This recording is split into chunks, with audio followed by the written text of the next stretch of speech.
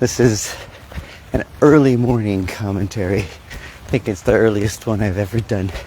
Because this morning, a man called Pinchas, a good friend of mine, woke me up with a happy phone call.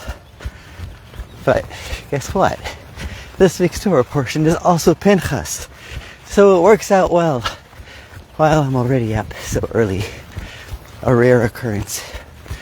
We'll pop this running commentary in and make the day great. So, ever hear stories about someone mysteriously appearing just when things look hopeless, saving lives, helping out, and then poof, disappearing without a trace? Sounds something straight from the comic books, right? Actually, it's more real than you think, and then I thought. And it started long before Superman was dreamed of, right here in Cleveland, Ohio. There's actually statues of Superman everywhere here. Judaism has its own real-life superhero. He's known as Eliyahu Hanavi, or Elijah the Prophet.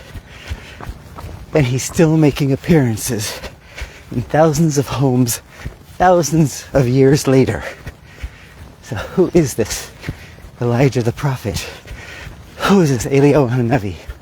Jewish tradition describes Eliyahu as a prophet who never actually died. Yep, you heard right. He somehow still shows up today. He escaped death and shows up today at every Brit Milah, every circumcision, and every Passover Seder, and sometimes in miraculous, life-saving moments. How? How could it be that someone, somewhere, never died, is still around, and going strong today? It's a good question. We'll try to dig in from the Jewish and Hasidic perspective. So this week's Torah portion, as noted earlier, is called Pinchas, and it's about a man named Pinchas who courageously stood up when his community faced a moral crisis. Pinchas, without worrying about the consequences to himself, he literally risked his life to stop a spiritual disaster from happening in the Jewish community.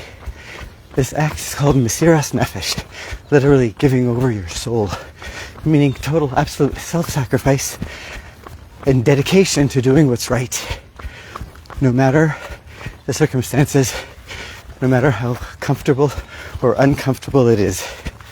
And because of this dedication, God promises Pinchas something extraordinary.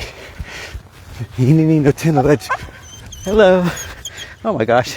I got a little dog friend here. He wants to run with me. That was a little surprising. So God, sorry about that. So God gave him, he gave him a covenant of peace. And which kind of peace? It's a covenant. A covenant is something eternal.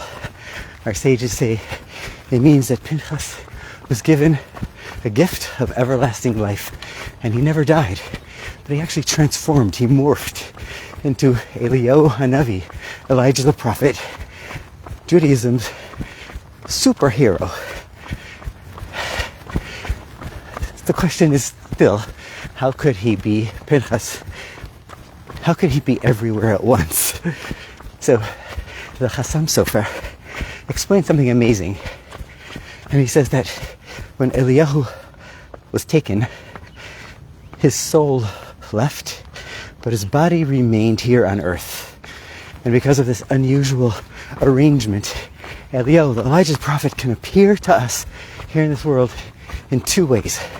He can appear spiritually without a physical form, and that's why he can appear simultaneously at all the circumcisions and Passover Seders all over the world.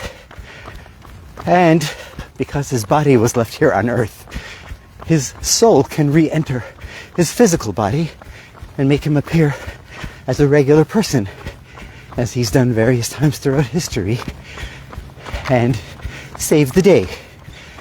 At these times, he's bound by natural human limitations for the moment, and he's like everyone else, but he's a superhero. So this unique situation lets Pinchas move effortlessly between the spiritual and the physical worlds.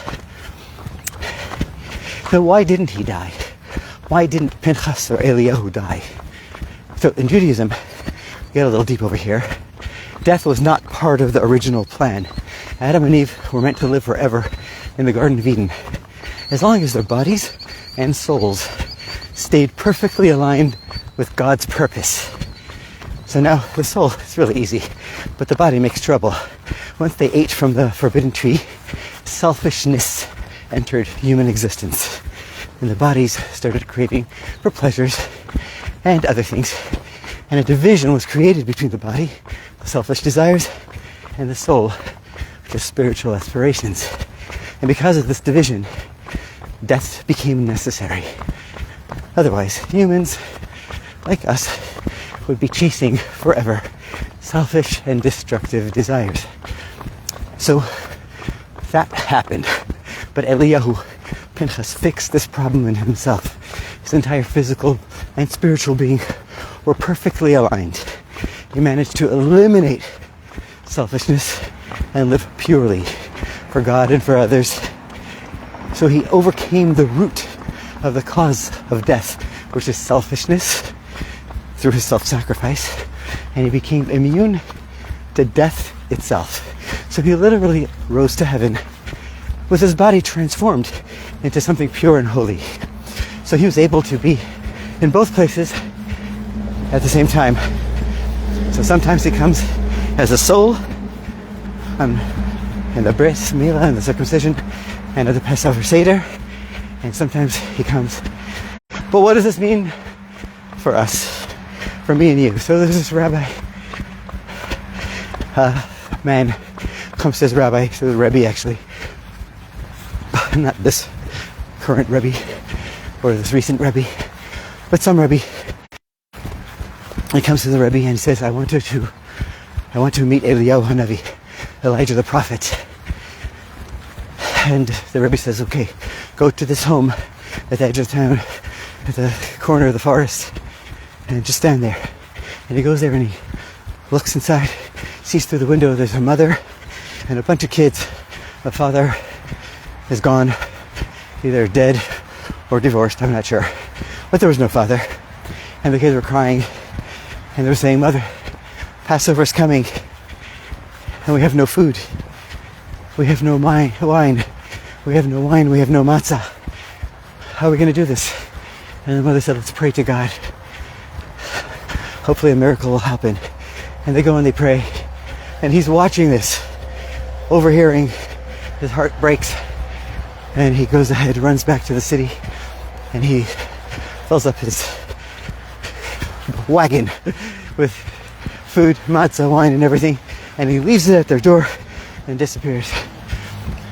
Later on, he goes to his rabbi, he meets his rabbi says, "Nu, did you see Eliyahu Hanavi?" So he said, "I didn't." Very disappointed. But it was a sad story over there. So the rabbi said, "Okay, go again."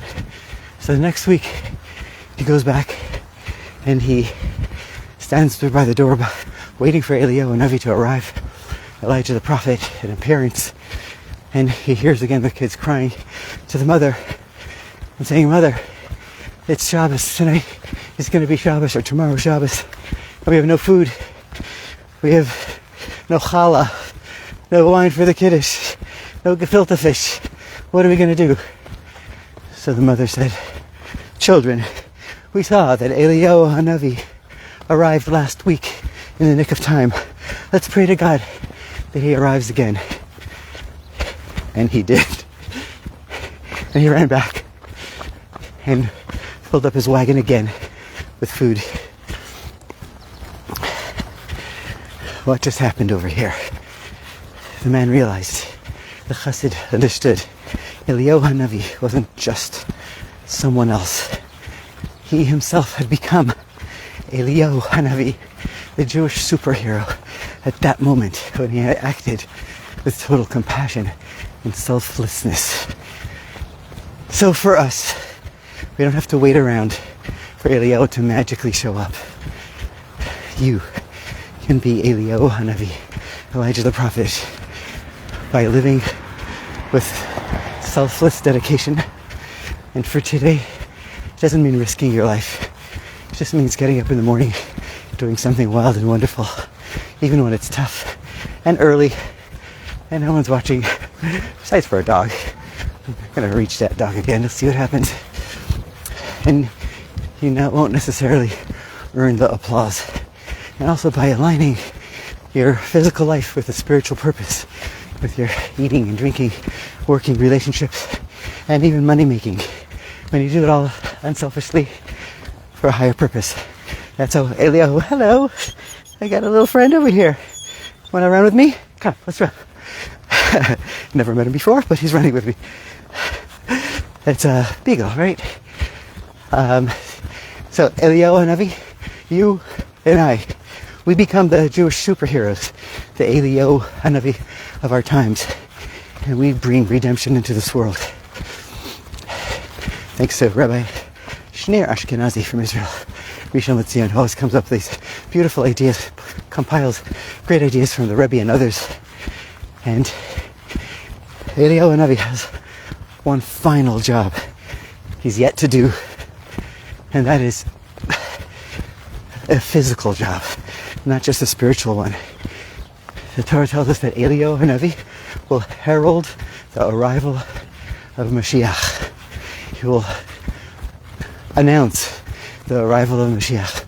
And after that, he's going to answer and resolve hundreds of unanswered questions, of unresolved challenges, known in the Talmud, in the Gemara, as Teku, Tishbi, Yataritz, Kushyos, Va'abayas.